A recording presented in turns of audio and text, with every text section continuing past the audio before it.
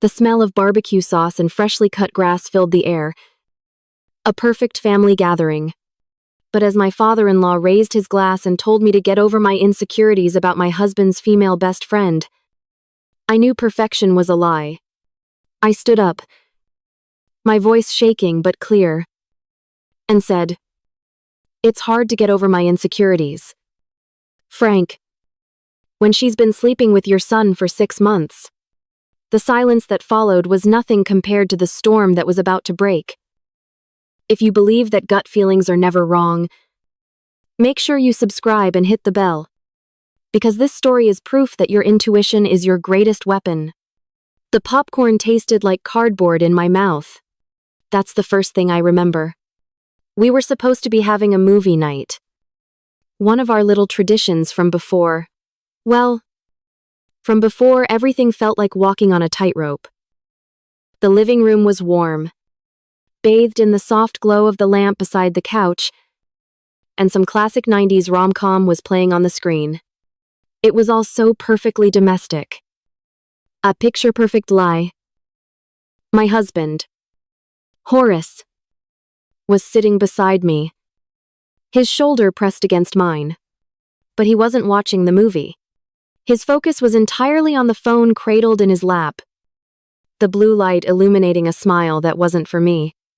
I didn't need to see the screen to know who it was. It was always her. Megan. His thumb moved in a blur across the screen. Then he let out a low chuckle. A private, intimate sound that made the cozy living room feel vast and cold. I shifted, the bowl of popcorn jostling on my lap, and his head snapped up as if startled. "Sorry," I murmured, though I wasn't sure what I was apologizing for. My own existence. Maybe. He gave me a quick, dismissive smile. "No. It's fine. Honey." He glanced back down at his phone. Another message must have come through because the smile returned. Softer this time. More genuine. It was a punch to the gut. A cute, invisible wound that I was expected to nurse in silence. The phone buzzed again. And this time, he stood up. "I'm just gonna take this," he said, already walking toward the kitchen, his voice low. "It's just Megan. You know how she is." Oh. I knew. I knew exactly how she was. She was the constant. The third person in our marriage. The ghost at every dinner table. The extra voice on every vacation. She was his sister. In the title he used like a shield every time I tried to voice the discomfort that was a permanent resident in my chest. The sound of his muffled laughter from the kitchen was a sharp, painful echo. It was the same laugh I'd heard bouncing across the water last year. We'd saved up for that trip to the coast. A real vacation. Just the two of us. Or so I had thought. A week before we left, Horace had announced, "Great news, Megan was able to get the time off. She's coming with us." I remember standing on the beach in North Carolina, the sun setting in brilliant strokes of orange and purple. I'd imagined us walking hand in hand, the way couples do. Instead, I stood alone, the evening breeze chilling my skin, watching as Horace and Megan raced each other toward the waves, their silhouettes shrinking against the horizon.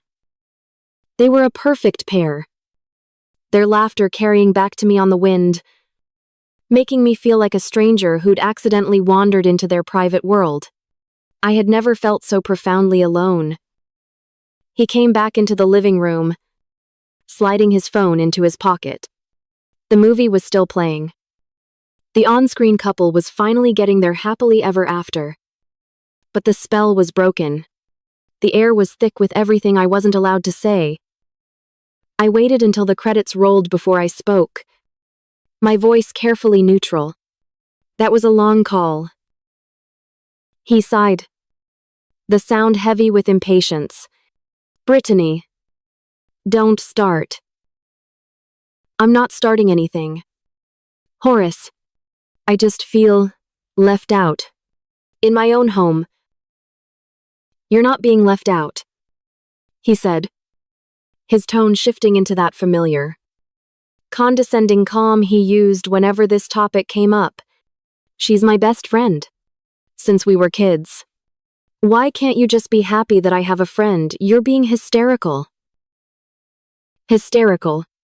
The word landed like a slap. It was his favorite weapon. The one that made me question my own sanity. Am I crazy? Am I jealous for no reason for 5 years? I'd been asking myself those questions. His words, his constant reassurances, they were like a fog, making it impossible to see the truth that my gut was screaming at me. I didn't say another word. I just stood up, collected the empty popcorn bowl, and walked to the kitchen. The feeling of defeat was a heavy cloak on my shoulders. Later that night, unable to sleep, I called my mother-in-law, Carol. She was the only one who seemed to see me. He's doing it again.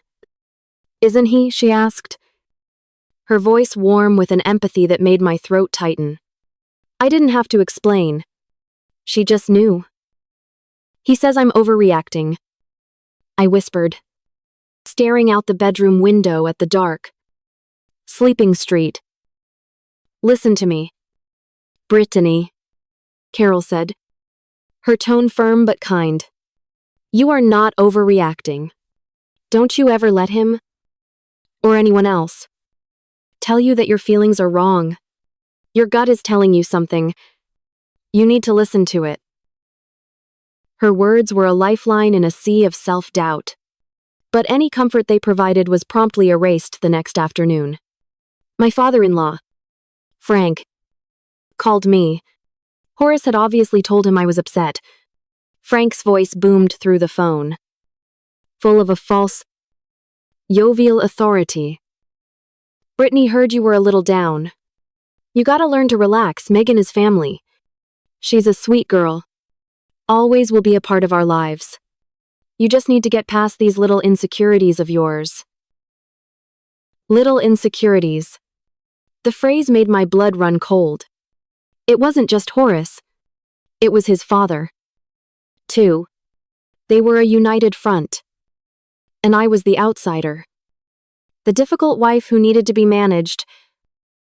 The next 2 months were a slow-motion fall. The distance between Horace and me grew from a crack to a chasm. He started working late, blaming unexpected projects at the office. He'd come home smelling faintly of a perfume that wasn't mine, a heavy, gardenia scent that clung to his clothes. His phone, once left carelessly on the counter, was now his constant companion, always screened down or tucked into his pocket. When he did text in the same room as me, he'd angle his body away. A subtle, protective gesture that screamed guilt. The affection drained from our relationship, replaced by a tense, brittle politeness. We moved around each other like strangers, renting rooms in the same house. The silence was the worst part. It was filled with all the questions I was too afraid to ask, and all the lies he was too comfortable to stop telling. Then came the night that shattered everything. It was a Tuesday. Horace had come home late again, offering a mumbled apology about a deadline before disappearing into the shower. I was lying in bed, staring at the ceiling, feeling that familiar, hollow ache in my chest. The house was silent except for the muffled sound of running water from the bathroom. And then, on his nightstand, his phone lit up. The screen cast a pale, rectangular glow in the dim room. A notification banner appeared at the top. It was from Megan. Tonight was amazing. Wish I was with you right now instead of her. Time stopped. The air left my lungs in a silent rush. My heart, which had been beating a slow, sad rhythm, began to hammer against my ribs like a trapped bird. My blood ran cold. It's a cliché. I know. But there's no other way to describe it. A wave of ice spread from my chest through my entire body. My hands were shaking. But I reached for the phone. It felt heavy in my hand. Like a stone. My fingers fumbled as I typed in his passcode, our anniversary. The irony was so bitter it almost made me laugh. The messaging app was right there on his home screen. I tapped it. And there it was. Not weeks. But months. Months and months of a life he had been living behind my back. I scrolled, my thumb moving mechanically as my world fell apart. There were hundreds of messages. Thousands. Pet names I'd never heard him use. Plans for secret lunches that he'd told me were business meetings. Excuses they'd concocted together to get him out of the house. And the things they said about me. It was a betrayal so complete, so devastating, that I couldn't even process it. I saw pictures they'd sent each other. I read compliments he'd given her. Words he hadn't said to me in years. And then I saw it. The message that would be burned into my memory forever. It was from Horace. Sent about a month prior. I don't know how much longer I can do this. She's just been so disgusting to be around since we got married. Disgusting. The word echoed in the silent room. All my efforts. All my sacrifices.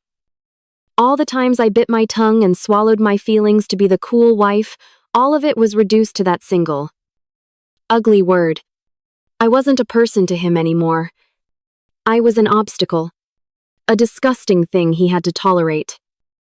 A dull roar started in my ears, drowning out everything else.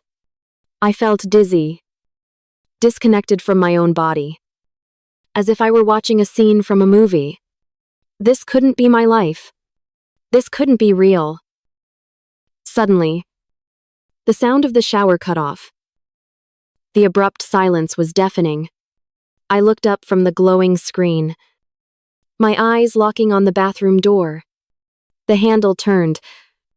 The door creaked open, and a cloud of steam billowed into the bedroom. Horace stepped out, a towel wrapped around his waist, water dripping from his hair onto his shoulders. He was smiling. A relaxed, easy smile. "Hey," he started to say. Then he saw my face. He saw the phone in my hand. He saw the truth reflected in my eyes. The smile on his face didn't just fade. It shattered. The color drained from his face, replaced by a mask of pure panic.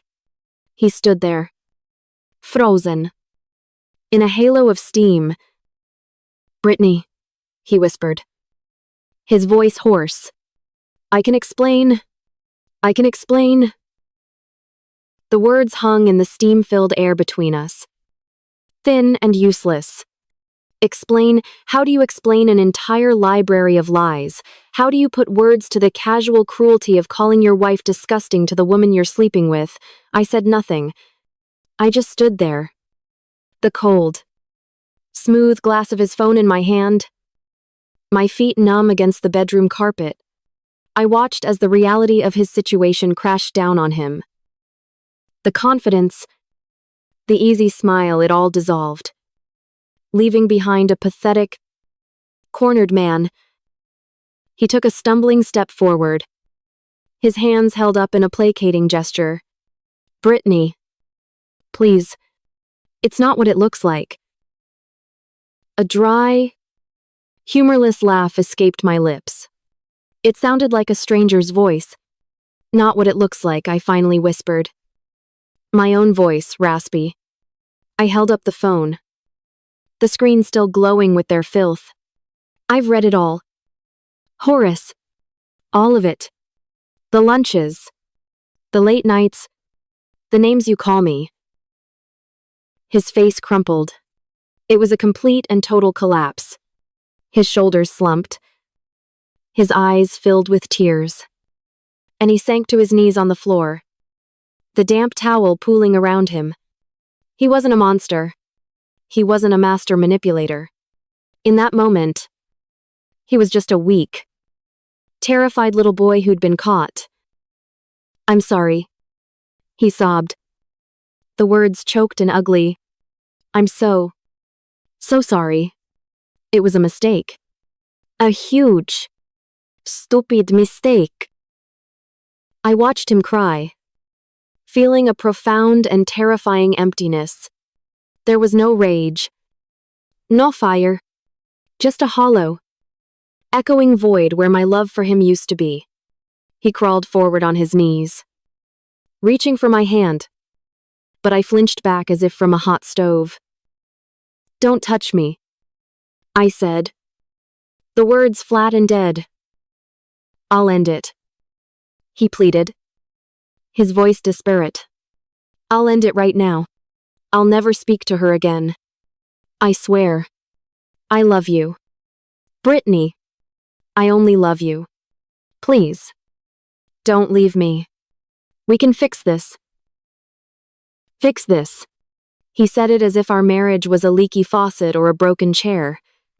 As if his betrayal hadn't been a sledgehammer to the very foundation of our lives. I looked down at him. This man I had promised to love and honor.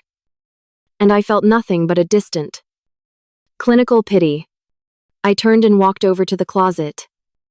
Pulling out a spare pillow and a blanket, I threw them on the floor at the foot of the bed, a clear and unmistakable line drawn between us. "You can sleep on the sofa," I said, my voice as cold and hard as stone. Then I climbed into our bed, turned my back to him, and stared into the darkness, listening to the sound of my husband weeping on the floor until the sun came up. The days that followed were a special kind of hell. We existed in a state of suspended animation, a thick, suffocating silence filling every corner of our home. We were ghosts haunting the life we used to have. The floorboards creaked with the weight of our unspoken words. We never made eye contact. When we passed in the hallway, we'd press ourselves against the walls to avoid brushing against each other. Food tasted like ash in my mouth. Sleep offered no escape. Only a parade of restless, anxious dreams. He tried to talk to me a few times, starting with a hesitant, "Brittany," but I would simply walk out of the room. I had nothing to say to him. My heart was a locked box, and I didn't know if I still had the key. On the third day of this silent war, the phone rang. It was Frank, his voice booming with its usual oblivious cheer. "Hey, kids. Just calling to remind you about the family barbecue on Saturday. Your mom's making her famous potato salad. Don't be late." I was about to make an excuse. To say I was sick. Anything to get out of it. When I saw Horace standing in the doorway of the kitchen, he was holding his hands together in a pleading gesture, his eyes wide and desperate. He mouthed the word, "Please." I felt a surge of nausea. He wasn't asking for forgiveness. He wasn't trying to fix us. He was trying to manage the public relations of his own implosion.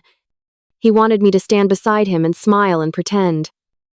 To help him keep his perfect family image intact for just a little while longer. The audacity of it stole my breath. "We'll be there, Dad," I heard myself say, the words feeling foreign on my tongue. As soon as I hung up, Horace rushed over, his face flooded with a pathetic relief.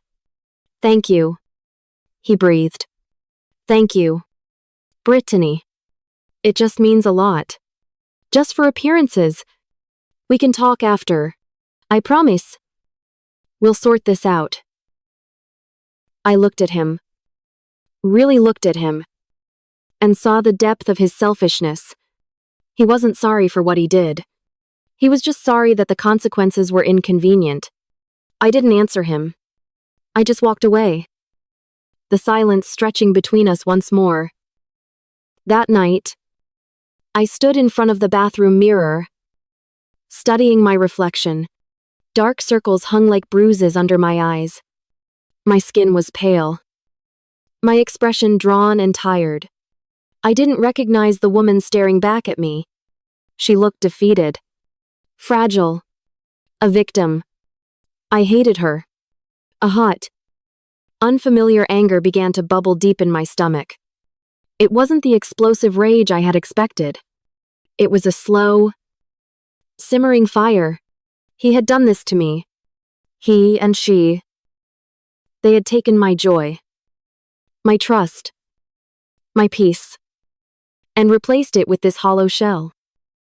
And now they expected me to show up at a family party and pretend to watch them exchange secret glances over burgers and coleslaw while I made small talk with his aunts. The thought was so absurd, so insulting. It was almost funny. A part of me wanted to lock myself in the house and never come out. But another part, a small, stubborn ember of defiance that I thought had been extinguished, began to glow. My phone buzzed on the counter beside the sink. A text message. It was from a number I didn't have saved. But I knew who it was before I even read it. Megan. Hey, so excited for the barbecue on Saturday. Hope to see you there. It'll be so fun. The smiley face at the end of the text felt like a twisted, mocking grin. The sheer nerve of it. To send me this. After everything. To act as if she were my friend. As if she hadn't been methodically dismantling my marriage from the inside out. My hand tightened around the phone. My knuckles turning white. The simmering ember of my anger roared into a flame. She wasn't just a participant in this, she was a predator. Cloaking her malice in a sickeningly sweet disguise. I was still staring at the message. My heart pounding a furious rhythm against my ribs. When my phone rang, it was Carol. Hi, sweetie, she said, her voice a soothing balm on my raw nerves. I just wanted to check in. Horace told his father you were both coming on Saturday. But you don't have to. You don't have to do anything you don't want to do. You just take care of yourself. She was giving me an out. She was giving me permission to hide. To protect myself. And in that moment, hearing the genuine care in her voice, something inside me shifted. Hiding was what they wanted. They wanted me to be the wounded wife who stayed home, ashamed and broken. While they carried on, they wanted to control the narrative. They wanted me to be silent. And I realized, with a sudden, chilling clarity, that I was done being silent. No. We'll be there. Carol, I said, my voice steady and clear. I wouldn't miss it. It wasn't for Horace's sake. It wasn't to keep up appearances. It was for me. I would not be erased from my own life. I would not let them turn me into a ghost. I was going to walk into that party and look them both in the eye. They were going to have to face what they had done. The night before the party, I didn't sleep. I sat in the dark living room long after Horace had retreated to the couch, watching the moon cast long shadows across the floor. I wasn't crying. The time for tears was over. I was simply mourning. I was holding a quiet, private funeral for the man I thought I had married. For the future I thought we would have. It was a cold, necessary grief. The kind that comes before a war. I was letting go of the hope that we could fix this. There was nothing left to fix. There was only rubble. The next morning, I took my time getting ready. I showered, did my makeup with a steady hand, and walked into my closet. My eyes scanned the rows of clothes, the soft sweaters, the sensible blouses, the collection of muted colors I had slowly adopted over the years. My gaze landed on a dress tucked in the very back, one I hadn't worn since before I was married. It was a simple sheath dress, but the color was a deep, unapologetic crimson. The color of stop signs. The color of blood. The color of fire. I put it on. It fit perfectly.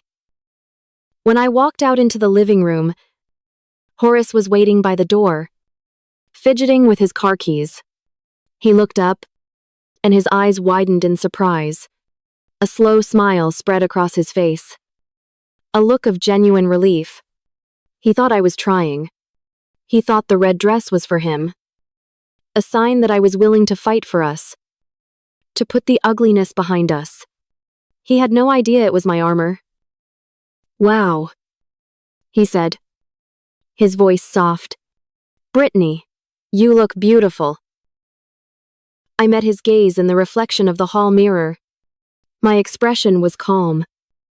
My eyes as cold and clear as ice. I know. The drive to his parents' house was only 15 minutes. But it felt like a journey across a barren, alien landscape.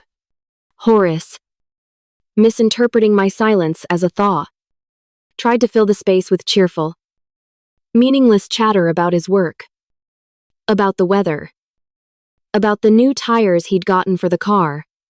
I didn't respond.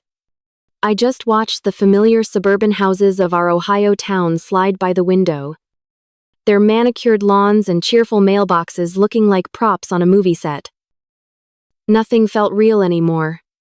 He finally gave up, and we drove the last 5 minutes in a silence that was far more honest than his words. When we pulled into the driveway, the party was already in full swing. The backyard was filled with the comfortable chaos of a family gathering, uncles laughing by the grill, cousins chasing a frisbee across the lawn, the air thick with the smell of sizzling burgers and sweet barbecue sauce. For a fleeting, agonizing moment, it felt normal. It felt like home. Then I saw her. Megan was standing near the patio table, holding a glass of iced tea, looking like a sun-drenched angel in a yellow summer dress. She saw us, and her face broke into a wide, brilliant smile. She walked toward us, her arms open, and before I could react, she wrapped me in a hug. It was like being embraced by a beautiful, venomous snake. Her body was warm, but her hug was stiff, a hollow performance. And then I smelled it that heavy. Cloying scent of gardenia. The same perfume from his shirts. The same perfume that had haunted my house for months. My entire body went rigid. I didn't hug her back. I just stood there, a statue in her arms, until she finally pulled away. Her smile faltering for just a second as she registered my coldness. "Brittany, I'm so glad you came," she chirped, her voice dripping with false sincerity. She turned to Horace, and the look that passed between them was so quick, so subtle, that anyone else would have missed it. But I saw it.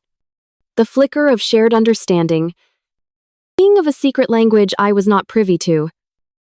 The next hour was a masterclass in deception. Horace and Megan moved through the party with practiced ease, a magnetic force that drew people to them. They were the perfect pair, he, the charming son, she, the beloved family friend. I watched them from the periphery, a silent observer in my red dress. I saw the way his eyes followed her as she laughed with his aunt. I saw the way she placed a hand on his arm. A casual, proprietary gesture.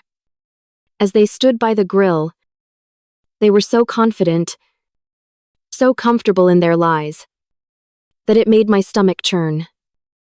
Carol was the only one who seemed to notice my isolation. Her eyes, full of a quiet, worried sympathy, found mine across the yard several times. She'd give me a small, questioning smile, but I could offer nothing in return.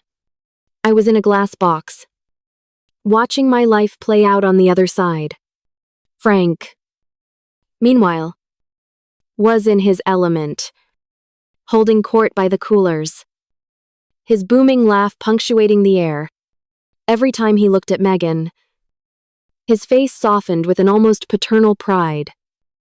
Isn't she something he'd say to anyone who would listen? Like the daughter I never had. The words were a bitter pill I was forced to swallow again and again. Finally, Carol rang a little bell, and everyone began to move toward the long picnic tables set up on the lawn.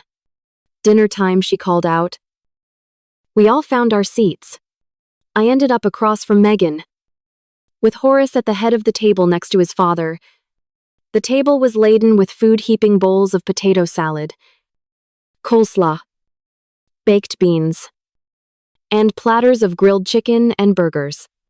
It was a feast, but I couldn't imagine eating a single bite. The conversation flowed around me, a meaningless buzz of words. Megan was telling an animated story about a mishap at her job, and the whole table was captivated. Horace watched her, a look of undisguised adoration on his face. He was so lost in her that he didn't even notice I wasn't eating, that I hadn't spoken a word. Then Frank stood up, tapping his fork against his water glass. The chatter died down. He raised his glass, a self-satisfied smile on his face. Just wanted to propose a toast, he began, his voice radiating authority. To family, there's nothing more important. He paused, his eyes sweeping over all of us before landing on Megan.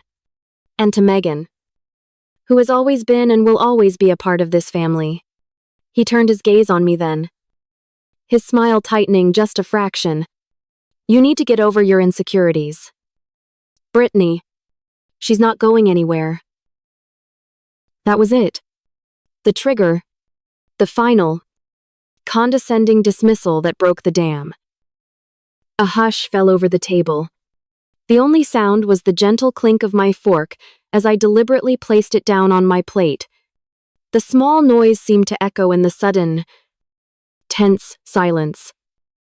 I raised my head and looked directly at Frank, my voice coming out even and clear, carrying across the lawn with terrifying precision. I'd get over it. Frank, I said, if she wasn't sleeping with my husband. Time didn't just stop. It shattered. Every smile froze. Every piece of silverware paused halfway to a mouth. The air crackled with a voltage I had never felt before. Megan's face, which had been glowing with triumph just seconds before, went completely white, as if all the blood had drained out of her at once. She looked like a ghost in a yellow dress. Horace shot to his feet, knocking his chair back. Brittany, he choked out, his voice a strangled mix of panic and fury. Don't do this. But the floodgates were open, and I was not going to be stopped. I stood up slowly, my hands resting on the table to steady myself, though I found, to my surprise, that I wasn't shaking. I felt a strange, icy calm. Don't do what? Horace, I asked, my voice still level. Don't tell the truth. I'm tired of living with the lies. I'm tired of the late nights you said were work. I'm tired of the secret texts I'm not supposed to see. I'm tired of being called hysterical and insecure for feeling that something was wrong, when I was right all along. I turned my gaze from my husband to the ghost across the table. Aren't I? Megan. She stared at me, her mouth opening and closing like a fish. But no sound came out. The chaos erupted. Carol was on her feet, her face a mask of crimson fury. She pointed a trembling finger at Horace. You son of a bitch. She seethed. How could you, to her in my house? But Frank's voice cut through his wife's, loud and dismissive. All right. That's enough, he boomed, stepping forward to put a hand on Horace's shoulder. A gesture of solidarity. You're making a scene. Brittany, you're overreacting. Overreacting, I repeated. The word dripping with disbelief. Your son has been having an affair for months. And I'm overreacting. Men make mistakes, Frank shouted, his face turning beet red. It's not the end of the world, this is a private family matter. And you have no right to blow it up like this in front of everybody. He then did something that stunned me into silence. He turned his protective gaze on Megan, who was now openly crying. And you leave her out of it. The girl made a mistake. She's young. That's all it was. The girl made a mistake. The way he defended her. So fiercely. So instantly, it was bizarre. It was wrong. A strange puzzle piece clicked into place in my mind. Though I didn't yet understand the picture it was forming. It was Carol who reacted. She stopped yelling and simply stared at her husband. A look of dawning horror on her face. I had seen enough. My purpose here was served. Without another word, I turned my back on the wreckage of the party on my weeping husband, his sobbing mistress, and his apoplectic father, and I walked away. I walked across the perfectly manicured lawn, my red dress a slash of color against the green, and I didn't look back. I heard footsteps hurrying behind me. I expected it to be Horace, coming to plead or threaten, but it was Carol. Wait. She called out, her voice breathless. She caught up to me at the edge of the driveway. I'm coming with you. We drove in silence to my mother's house, the only sanctuary I could think of. Mom took one look at our faces, hugged us both tightly, and ushered us inside. No questions asked. She made us tea while Carol and I sat at her small kitchen table, the silence stretching between us, heavy with the afternoon's carnage. Finally, Carol spoke, her voice low and strained. He's had affairs before. You know. I looked up, shocked. Frank, she clarified, staring down into her teacup. Years ago, many times, I always forgave him. For the family. Because he was the provider. I told myself it was what wives did. She looked at me, her eyes filled with a pain that was decades old. Watching him defend that girl today, protecting her instead of you. Instead of his own son's marriage, it was something else. It was different. She took a shaky breath. Frank and Megan's father were best friends back in the day. And her mother. Frank always had a soft spot for her mother. She trailed off, her mind clearly connecting dots I couldn't see. A terrible suspicion began to dawn on her face. The way he's always treated Megan. Like she was royalty. The way he just defended her. My God. Brittany. She looked at me.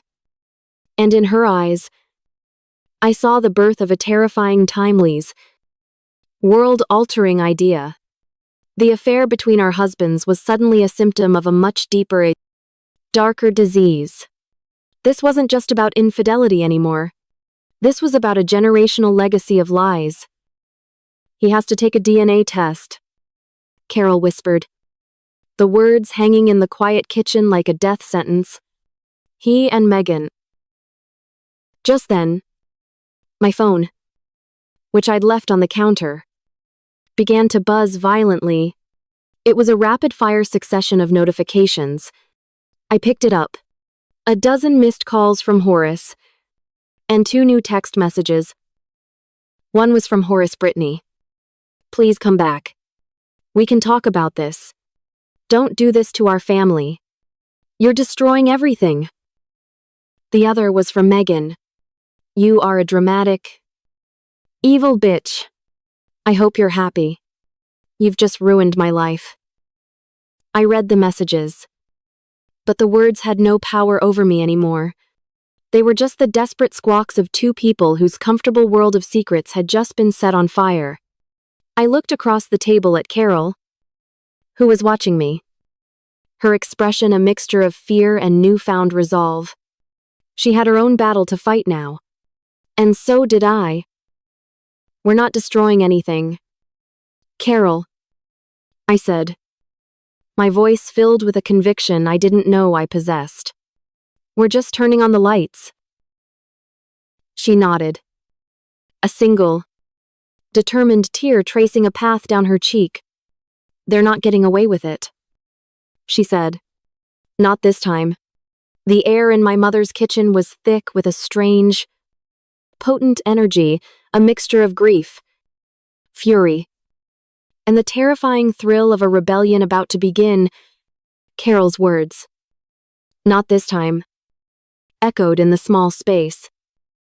Not as a threat, but as a promise. She wouldn't be going home that night. My mother, a quiet tower of strength, simply prepared the guest room. Her gentle actions a stark contrast to the storm raging within us. We didn't talk much more. We didn't need to. A silent pact had been forged between two women from different generations, bound by the same betrayal. The next morning, Carol was a woman transformed.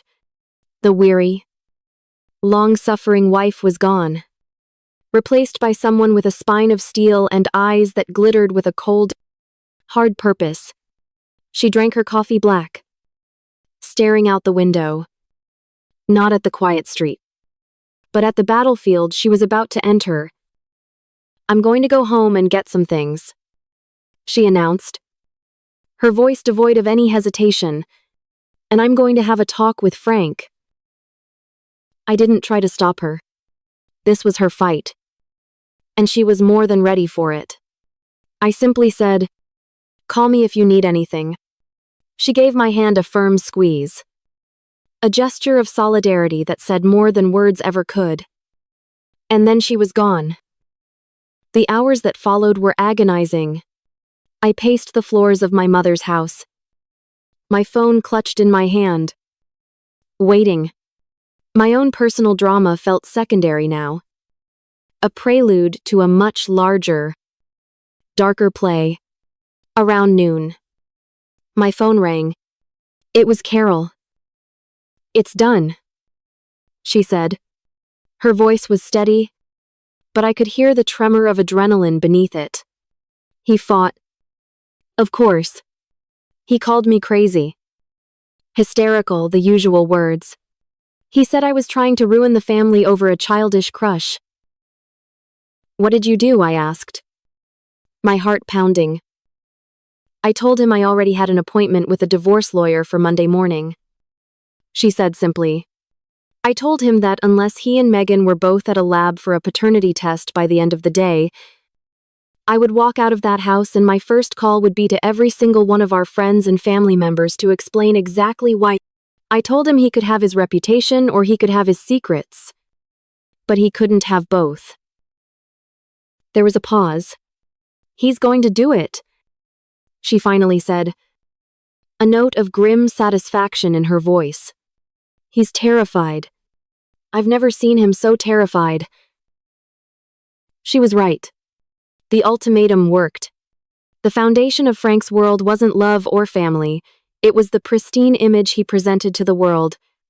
The thought of that image being tarnished was more terrifying to him than any truth. As my own drama seemed to be folding into Carol's, my phone lit up with a new message. It was a long, rambling paragraph from Megan. My stomach clenched, bracing for the impact. I don't know who you think you are, but you have no right to do this to my family.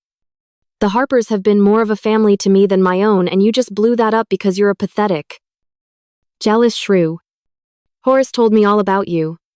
He told me he made a mistake the second he married you. He told me you were disgusting to be around, that you never cook or clean, and you just let yourself go, and that he deserved a woman who would actually treat him like a man. I could have treated him like a man, and now you've made me take some disgusting tests to prove I'm not related to my own brother. You are an evil, a horrible person, and I hope you rot alone. I read the message once. Then I read it again. The word disgusting, the one I'd seen on Horace's phone, was there, thrown back in my face. A few weeks ago, this message would have shattered me. It would have been proof of every insecurity I'd ever had, but now reading her hateful, panicked words, I felt nothing. The pain had been cauterized. There was nothing left to burn. Her rage was the impotent tantrum of a child who'd had her favorite toy taken away. My fingers moved calmly across the screen. I typed a single, simple reply. Good luck on your DNA test. Then, I blocked her number, and Horace's, and Frank's. I severed the final ties. A quiet, digital amputation. The next few weeks were a strange limbo. Carol moved into a small, furnished apartment she found online, and I helped her move her essential belongings out of the house she had lived in for 40 years. It was a sad, liberating process, packing away a lifetime of memories into cardboard boxes. Horace left me a string of rambling, tearful voicemails, which I deleted without listening to. Life was quiet. It was the unnerving calm before the results came in. The call came on a Tuesday afternoon. I was at my own office, trying to lose myself in the familiar comfort of real estate listings. When Carol's name flashed on my screen, I answered. My breath caught in my throat. Brittany, she said. Her voice was quiet, eerily calm. I have the email. And I whispered. There was a long silence, filled only by the sound of her shaky breath. It's a 999% match, she said, her voice finally breaking. He's her father. It's true. We didn't say much after that. We just stayed on the line. Two women connected by a truth so monstrous it defied words.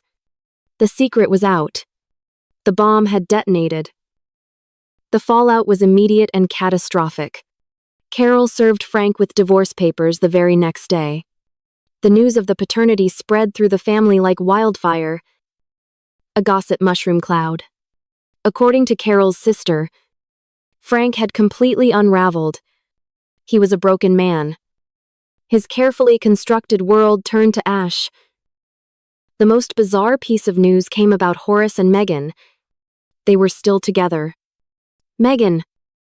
Apparently, he was devastated not because she'd been sleeping with her half-brother, but because the revelation meant she could never officially marry him and take my place.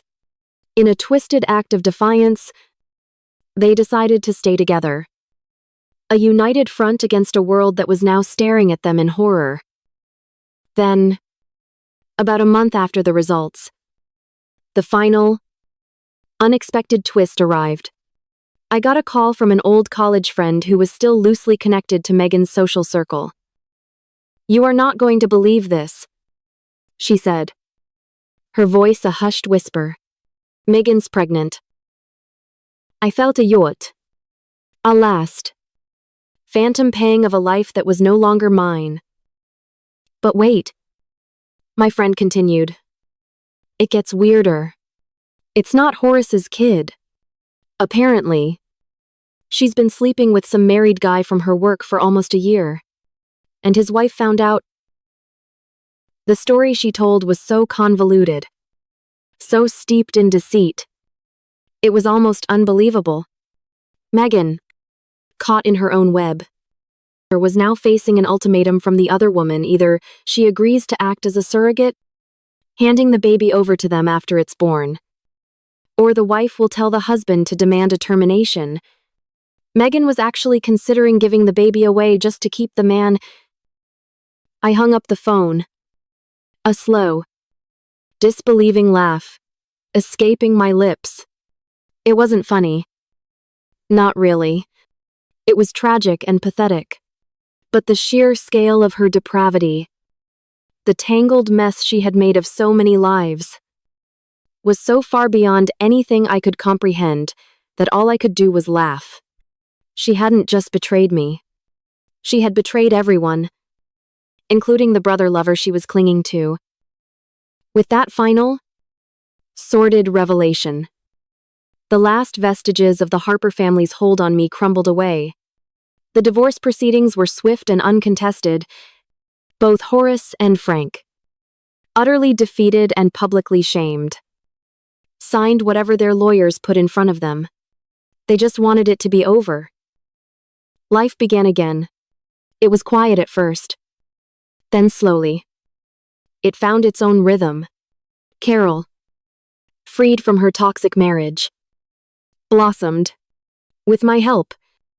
She got her real estate license and discovered she had a brilliant mind for it. We became partners. Not just in business, but in building our new lives. We weren't just survivors, we were architects. One evening, about 6 months after the divorce was finalized, my phone rang. It was an unknown number. Curiosity got the better of me. And I answered. Brittany. It was Horace. His voice was thin, hesitant, stripped of all its former confidence. I almost hung up. But something made me stay on the line. I wanted to say I'm sorry. He mumbled. For everything. I know it's too late. Megan and I aren't together anymore. I couldn't, not after the baby thing. I don't want anything to do with her. I made the biggest mistake of my life. Brittany. I threw away the only good thing I ever had. I listened to him. This ghost from another life. And I felt nothing. No anger. No sadness. Not even pity. He was just a voice on the phone. A story that was already over. That's true. Horace. I said. My voice calm and even. You did. I paused. And then delivered the final word. Goodbye. I ended the call and blocked the number. Tonight, I'm sitting on the balcony of my new apartment, overlooking the city lights. It's a place that is entirely my own, filled with my own things, my own choices, my own peace. The air is cool and clean. For the first time in years, I can breathe. The woman in the red dress, the woman who walked out of that disastrous barbecue, feels like a lifetime ago. She was brave. And I'm proud of her. She burned down her life so that I could build this one. My phone chimes on the small table beside me. It's a text from Carol. Just closed on the Franklin property drinks to celebrate my treat. A genuine smile spreads across my face. Not the tight, forced smile of my old life, but a real one.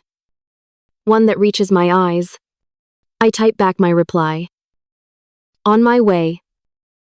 I stand up, grab my keys, and walk toward the door, leaving the darkness behind me and stepping out into the bright, endless promise of the city lights.